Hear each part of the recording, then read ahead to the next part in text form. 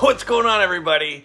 Last week I said, hey guys, people haven't been asking questions lately, so feel free, and you all delivered. I had an avalanche of questions, which is fantastic. As always, if you ever have a question down below in the comments on these Wednesday videos, that's when you want to ask your questions. Always ask them in the Wednesday episode videos. It helps me keep them in the right place and get them all set up for an upcoming episode.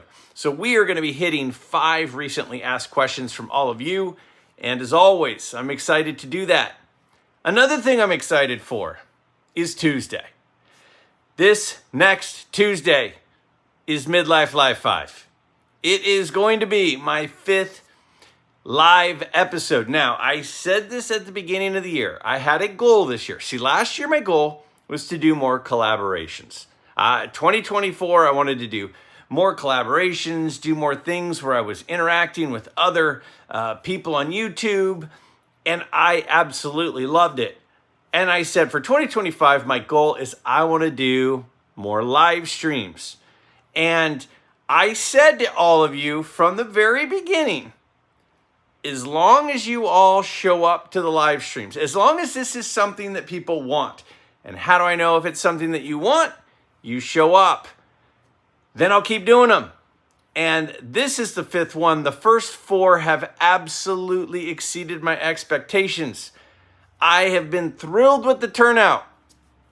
So Tuesday, May 27th, this coming Tuesday at 9 p.m. Eastern, 6 p.m. Pacific, will be the 5th MidLife Live episode.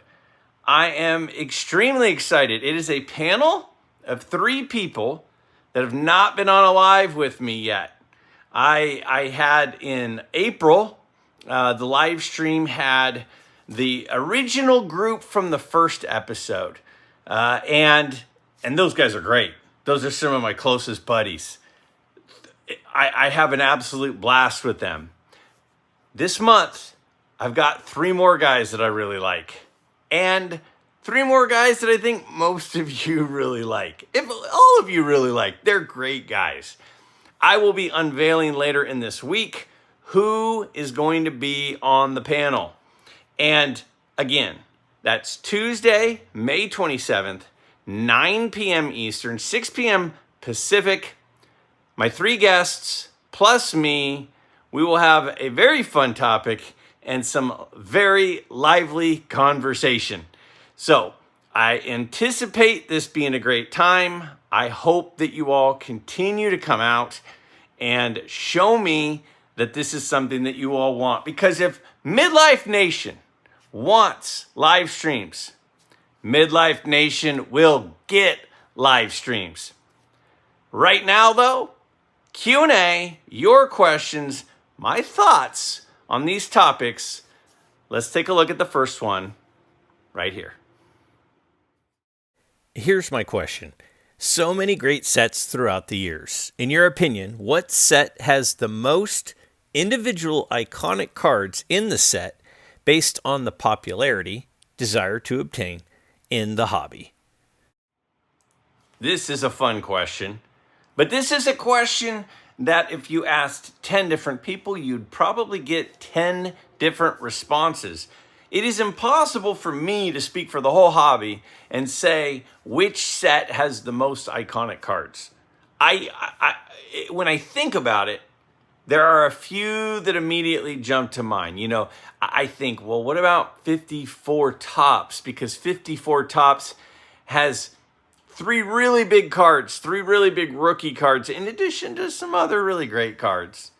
But it can't be 54 Topps because I don't think there are enough iconic cards. And first, we have to take a step back and go, what does an iconic card mean? For me, an iconic card is the average regular collector. If they close their eyes, can they see the card? Can you envision a lot of cards from that set?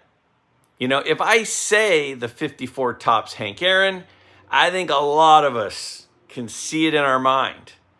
And so when you ask me which set has the most iconic cards, I lean towards saying a set that has cards that are highly recognizable. So I think that has to kind of bring us down to about 4 or 5 sets. Now, I'm sure that as soon as I list 4 or 5 sets, a lot of people are going to say, oh, come on, you didn't include this one? And that's what makes it fun. What makes it fun is what comes to my mind is going to be different than what comes to someone else's mind.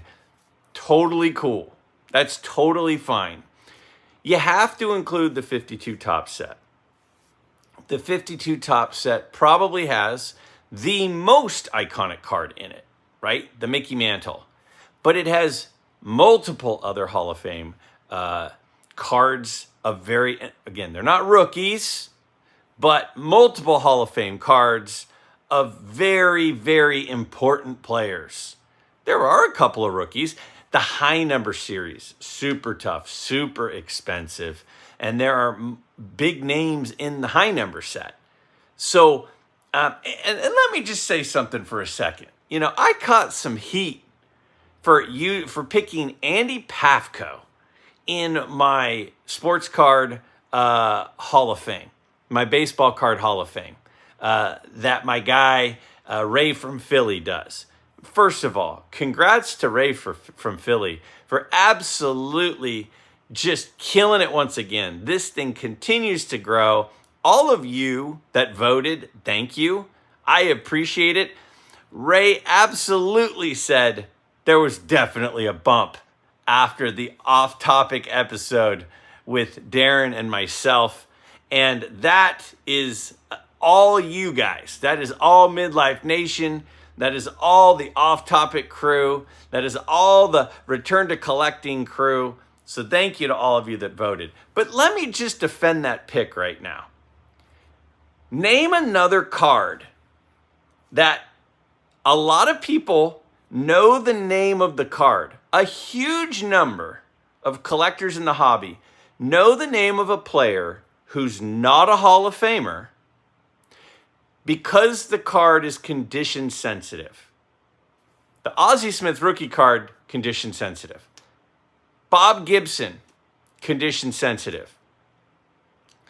Name a card in the history of the hobby where everyone knows the player and the card because it's condition sensitive.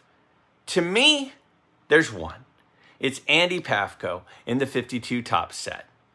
So to me, if there's a card where it is a commonly known name, in fact, because it's condition sensitive, that makes that card important.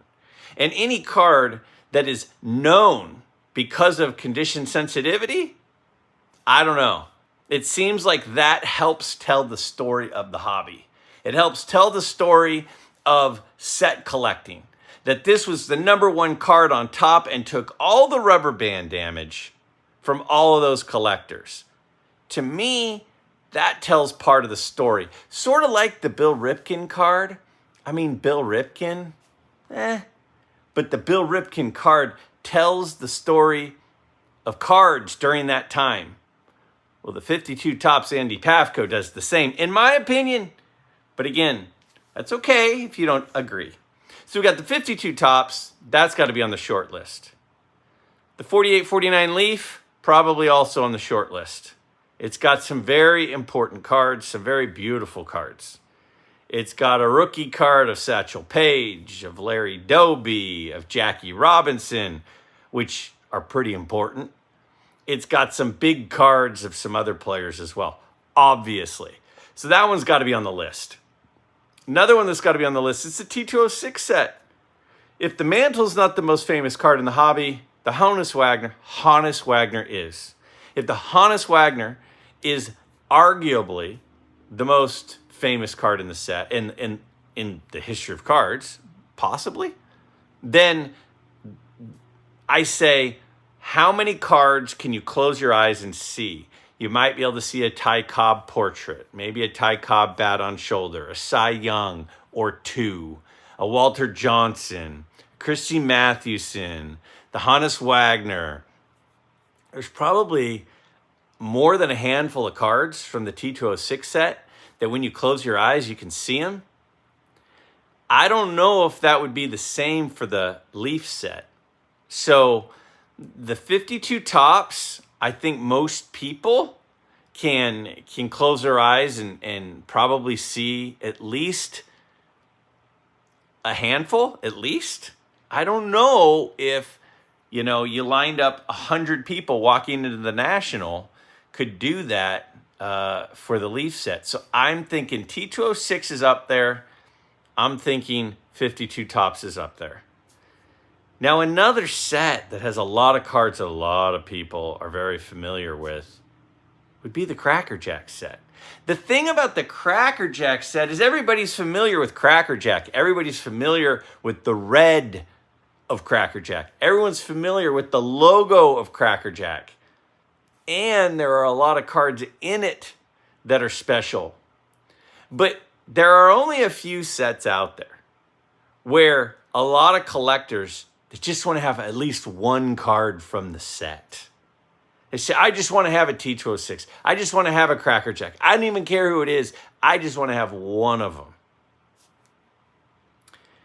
I don't know. Are there a lot of people that just absolutely need to have a 52 Topps in their collection? Maybe. I mean, I have one. I have a card from all four of those sets that I've mentioned. So I think for me, if an iconic card in my eyes is a card where a lot of people can kind of close their eyes and imagine it, I think I gotta narrow it down to the Cracker Jack and the T206. Considering probably the most expensive / important / well-known / newsworthy card in the history of the hobby is from the T206 set, I think I got to go and lean that way.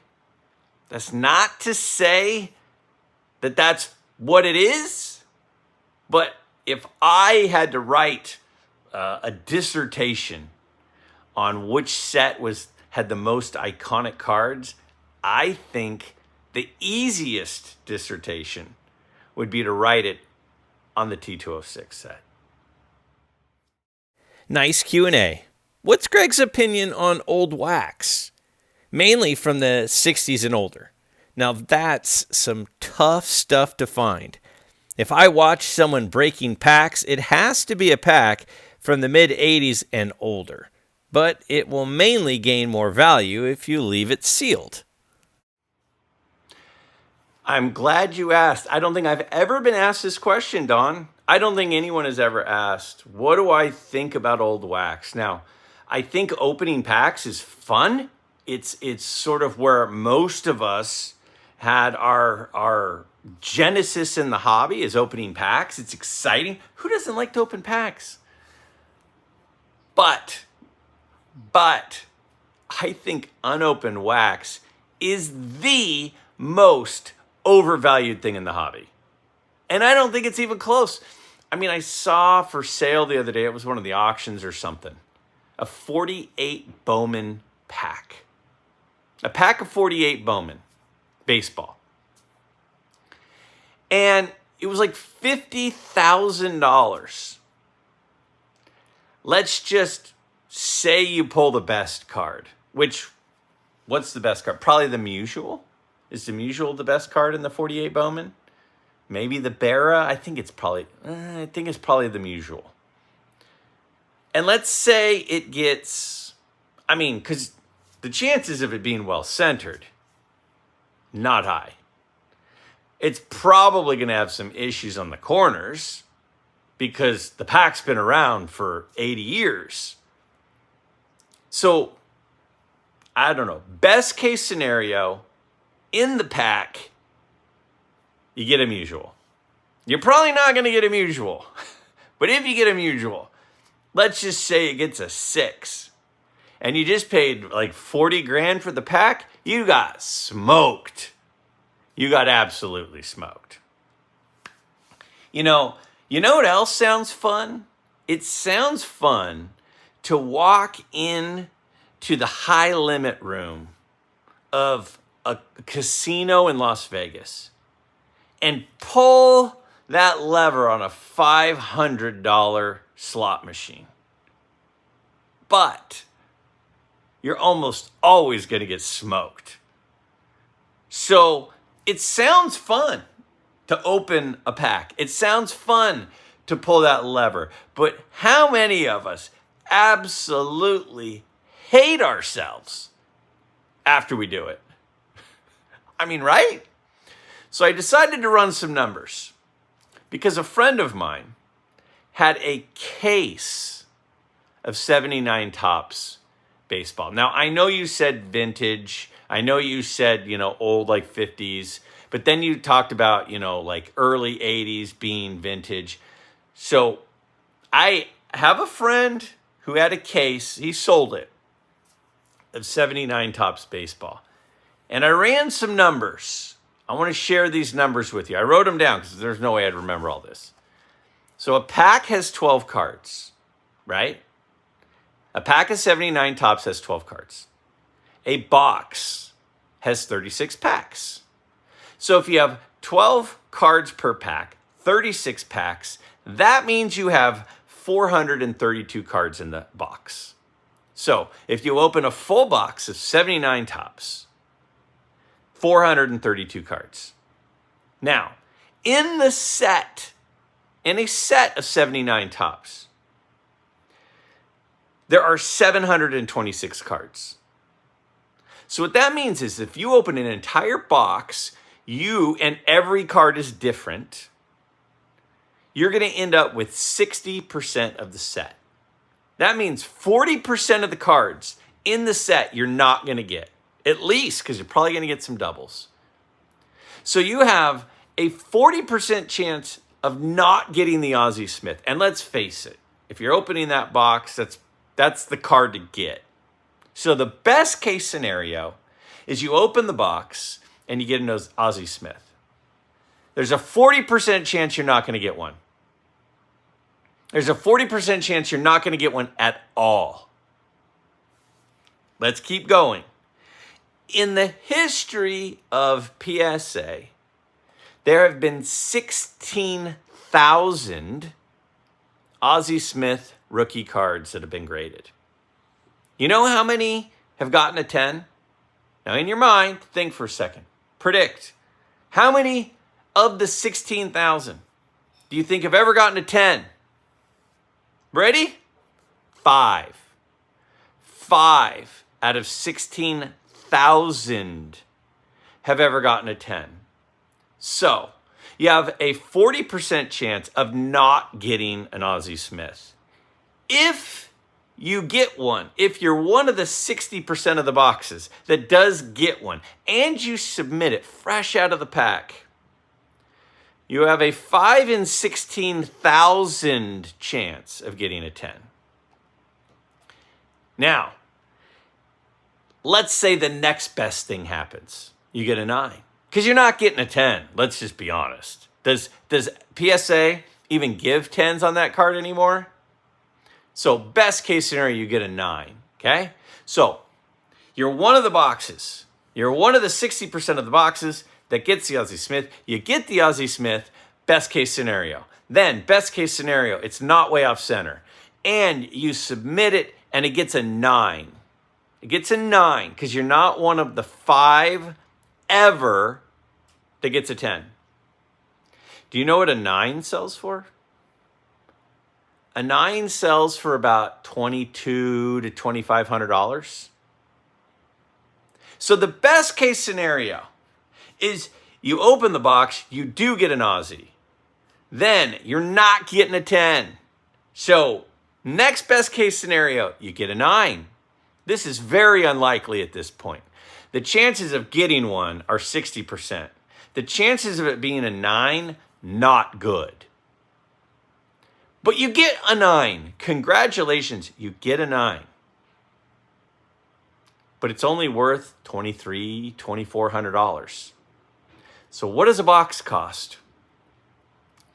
Boxes sell for $3,000 and up. So even if you get the Ozzie Smith and the unlikely chance that it's not way off center, and you get a 9. And you pay the grading fees, and you pay the eBay fees to sell it. You might luck maybe with $2,000, and you spent $3,000 on the box. Does that sound like fun? Now, am I raining on the parade of everyone out there who likes to collect wax? Maybe, but I'm just being real. And to me, unopened wax, not the way to go. Especially when now you can CT scan packs and boxes and see what's inside. So if there's a box on the open market, I think there's a pretty good chance that it doesn't have whatever it is that you're looking for in it, since people can see inside now. My opinion of unopened wax has never been lower than it is right now. Hi, Greg. Appreciate all your insight. Here's a question for one of the shows. I live in Colorado and don't have a lot of shows in my area. I'm pondering going to the National, but the cost of airfare, room, board, credentials, etc. would probably run close to $2,000 for the week. I have very specific collecting goals revolving around 50s and 60s vintage cards, and I know the selection there would be fantastic. However, would that money be better spent buying cards on eBay and other internet sources as opposed to spending the $2,000 simply to get to the National, pay for entrance and room and board, etc.? This is a fabulous question. It's a fabulous question. You think just like I think. Let's just be practical here. Let's just see what the smart decision is.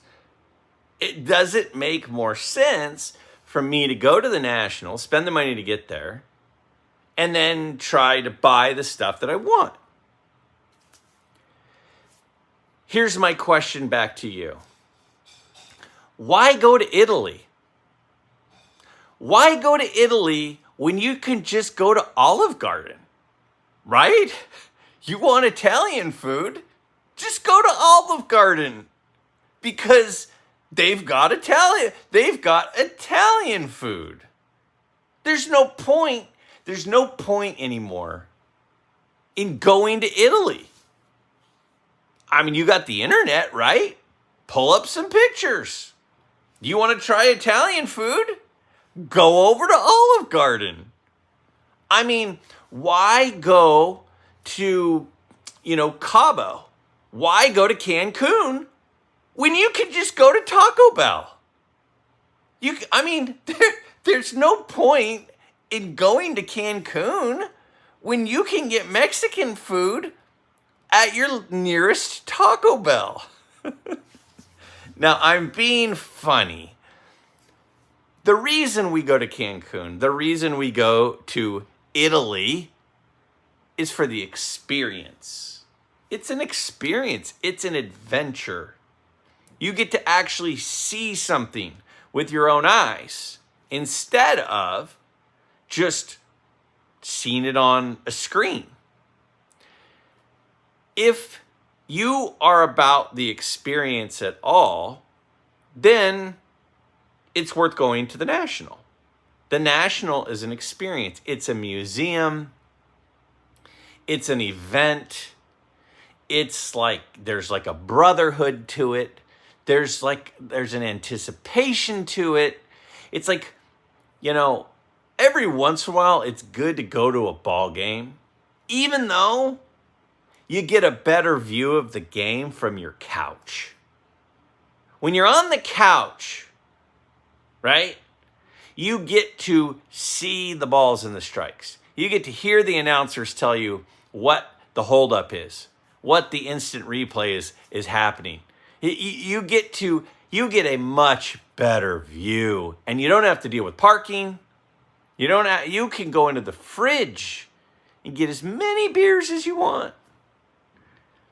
But sometimes it's just good to be there and feeling the camaraderie, hearing the sounds, experiencing it. And some people are like, I don't need that. If you don't need that, then I agree. You will get more for your collection, physically more for your collection, if you take the $2,000 and you put it toward cards. If you go on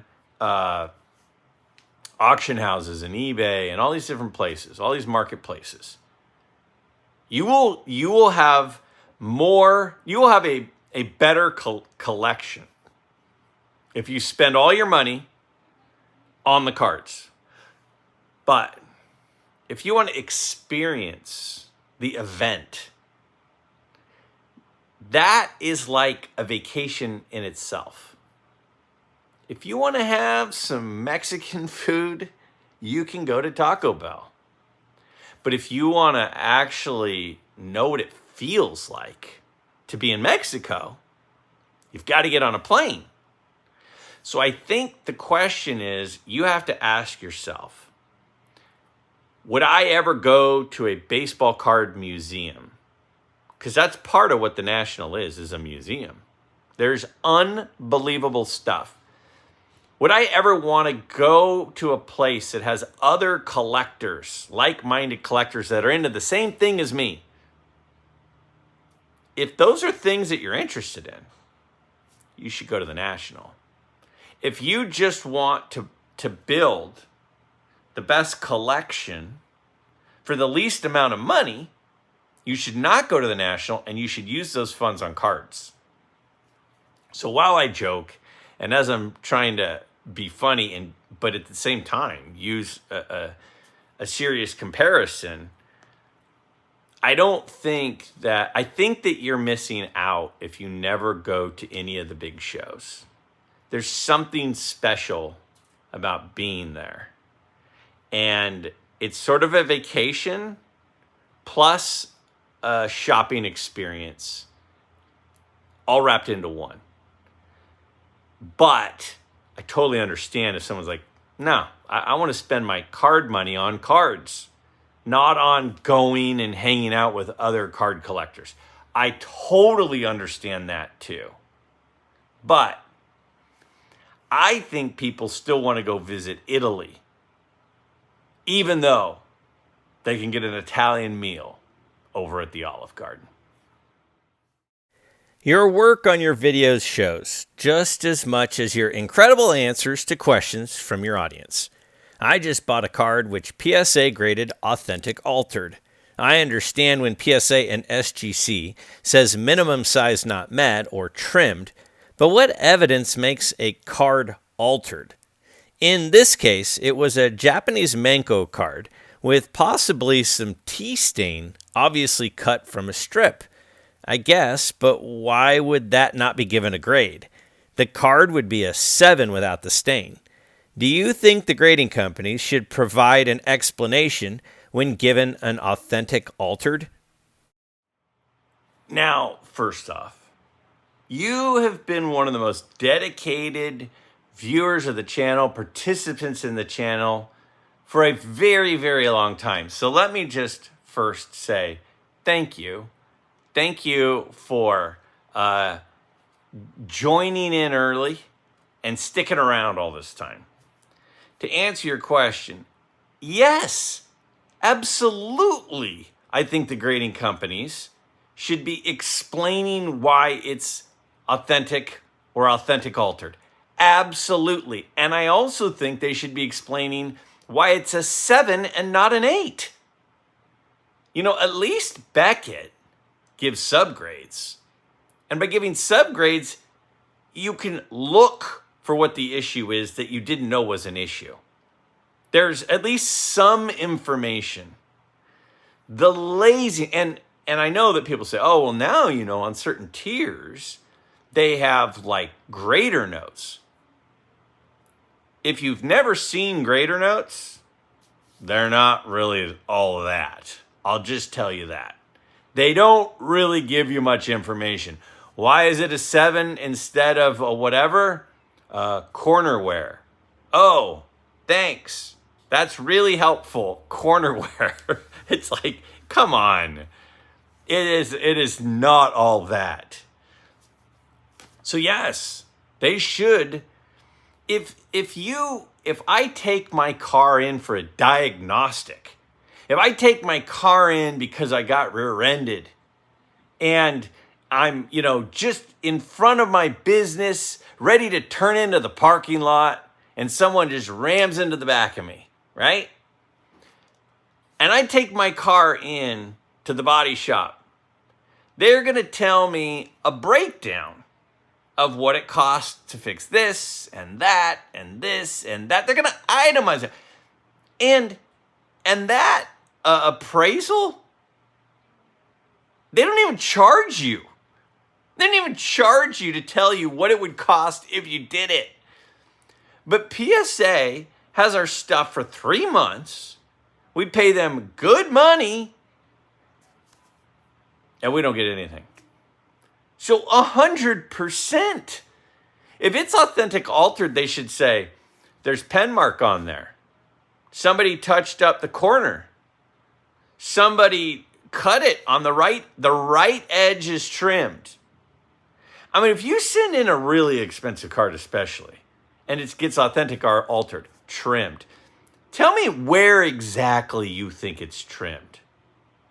I mean, if I'm sending you as much money as I'm sending you, shouldn't just say top edge. It should, give me something. I would be frustrated. I am frustrated. And it's not even my Manco card. I'm sorry. But thank you for sticking with me for the last 2.5 years.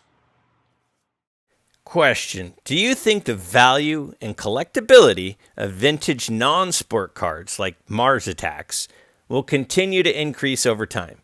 Along with this, will the Pokemon collectors transition over to non-sport vintage sets over time? Thanks for the great videos. Now, let me just start by saying, again, a reminder, I don't offer investment advice. So don't, I'm just a dude. I'm just a dude sitting on his bed right now, looking at his phone that is sitting on top of 3 pillows. That's it. That's all I am. I have no crystal ball. I have nothing. So I am throwing darts just like the next person. But, and let me just start with Mars Attacks cards. I've seen Mars Attacks cards. I'm familiar with Mars Attacks cards. I've never owned a Mars Attacks card. And quite frankly, I don't even know what it is. Is it like a movie or a TV show? I don't know. I know I have gray hair. I may have, I don't think that was from, I don't know what it is. But I know that they're somewhat popular. In my personal opinion, the most undervalued cards in card collecting are cards of historically important people. Specifically, rare cards of historically important people that have really good eye appeal and are beautiful. So some of the 1800s cards that Duke and Allen and Ginter and some of these companies put out, to me, I mean, if you go over to Europe, and you say, hey, tell me, what do you think of Walter Johnson? They're going to go, who? But if you said, what do you think of Benjamin Franklin? What do you think of Abraham Lincoln? They know those people. They know Thomas Edison. They don't know Christy Mathewson. So when you have something that in the United States, we tend to feel like whatever we think is cool, the rest of the world thinks is cool. But that's not always the case. I mean, we use gallons and miles and inches and feet and yards, and nobody else does. If we're so great, if we're so popular, if everyone is following our lead, why haven't they all jumped on board by now with those things? I think that when you look at an Albert Einstein, he's world famous. Now, that's not to say some athletes aren't world famous. I mean, Muhammad Ali was world famous. Michael Jordan is world famous. But a lot of the people that we think are world famous aren't really world famous. So, if the hobby were to grow and were to become more of a worldwide hobby, and people were to go after old cards, I don't think they're going to be getting cards of, George Kell. I think they're going to be getting cards of George Washington. That's what I think. And when a card has a low population, because I think some people are actually a little bit too eager to get cards that are low pop. See, if a card is low pop, but also no one wants it, it's not going to be worth anything. The only reason low pop matters is if it's low pop of something that someone wants, right? But if something is low pop and the demand for it goes up just a little, it really affects the price. The lower the supply, the more a small change in demand makes the price adjust a lot. So, if you look at some of these sets, like these Great Americans, and I know it says Great Americans, but a lot of those people are great worldwide figures. And that's why people have asked me, what card do I think has the most upside potential in my collection? I genuinely think it's my Blackbeard card, my Blackbeard Pirate card, because I bought that card for like $425, and it's a PSA 2. And the total population of PSA and SGC is like, I don't know, 40 or 50. But a lot of people know who Blackbeard is. And when there's only 50 of them, it doesn't take a lot of people to go, those are pretty cool, for the price to go way up. I think non-sport cards have the most potential. Does that mean they're going to go through the roof? Absolutely not. But those are famous people. A lot of these, if you're a baseball fan, if you're a sports fan, you think everybody knows. Of course, everybody knows who Stan Musial is. He's one of the best players of all time. They don't. They don't know who Stan Musial is. We know who Stan Musial is. But everyone knows who Abe Lincoln is. Everyone knows who Mark Twain is. Everyone knows who Edgar Allan Poe is. Everyone knows George Washington. Everyone knows Ben Franklin. Everyone knows Albert Einstein. Everyone knows them. But they don't all know George Kell. If you have a question for an upcoming episode, don't hesitate. Down below in the comments, simply ask your question.